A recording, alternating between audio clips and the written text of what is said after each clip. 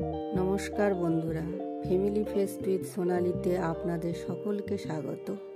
সন্ধ্যায় চায়ের আড্ডার সঙ্গে এমন গরম গরম মুচমুচে ব্রেড পকোড়া পেলে আর কি চাই। আজ আপনাদের জন্য নিয়ে এসেছি এই সহজ মজাদার রেসিপি। মাত্র 10 মিনিটে তৈরি করা যায় এই জলখাবার। তাহলে চলুন আর দেরি না করে দেখে নিই কীভাবে বানাবো এই সুস্বাদু ব্রেড পকোড়া। ব্রেড পকোড়ার উপকরণ হিসাবে আলুর পুর বানানোর জন্য আমাদের লাগবে 2 থেকে 3টি সিদ্ধ আলু, পেস্ট করে রাখা আদা, কাঁচা লঙ্কা, শুকনো লঙ্কা, লাগবে পরিমাণ মতো নুন, জিরের গুঁড়ো, সামান্য হলুদ এবং সামান্য লঙ্কার গুঁড়ো। প্রথমে আমরা আলুর পুর তৈরি করব। সেদ্ধ আলুগুলো ভালো করে মেখে নেব।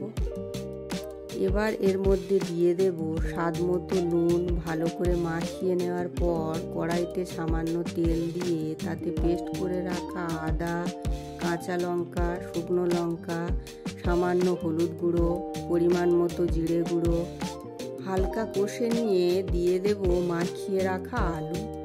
একটু নাড়াচাড়া করে নিলেই তৈরি হয়ে যাবে আমাদের আলুর পুর। এরপর তৈরি করব ব্যাটার। বেসনের ব্যাটার বানানোর জন্য একটি পাত্রে নিয়ে নিয়েছি 1 কাপ বেসন, সামান্য নুন, সামান্য হলুদ এবং মুচমুচে হওয়ার জন্য সামান্য কর্নফ্লাওয়ার ও বেকিং সোডা। এবার অল্প অল্প করে জল দিয়ে একটি ঘন এবং মসৃণ ব্যাটার তৈরি করতে হবে। মনে রাখবেন, ব্যাটার খুব পাতলা হলে ব্রেডে ধরবে না। এবার একটি ব্রেডের উপর তৈরি করে রাখা আলুর পুর ভালো করে মাখিয়ে নেব। অন্য একটি ব্রেড দিয়ে এটিকে ঢেকে হালকা হাতে চেপে দেব।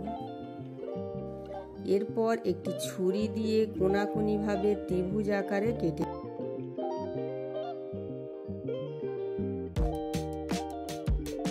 পুর ভরা ব্রেড বেসনের ব্যাটারে সাবধানে ডুবিয়ে গরম তেলে আস্তে আস্তে করে ছেড়ে দেব। মিডিয়াম আঁচে পকোড়াগুলিকে উল্টে পাল্টে সোনালি ও মুচমুচে করে ভেজে নিতে হবে। বেশি আঁচে ভাজলে ভেতরটা কাঁচা থেকে যেতে পারে। দেখুন, পকোড়াগুলিতে খুব সুন্দর লালচে রং চলে এসেছে। এবার অতিরিক্ত তেল ঝাড়িয়ে তুলে নেব। তৈরি হয়ে গেল আমাদের গরম গরম মুচমুচে ব্রেড পকোড়া। এটিকে আপনি টমেটোর সস বা পুদিনা ধনেপাতার চাটনির সাথেও পরিবেশন করতে পারেন। কেমন লাগলো এই রেসিপি সেটা আমাকে কমেন্ট করে অবশ্যই জানাবেন। রেসিপিটি ভালো লাগলে একটি লাইক দেবেন এবং বন্ধুদের সাথে শেয়ার করবেন।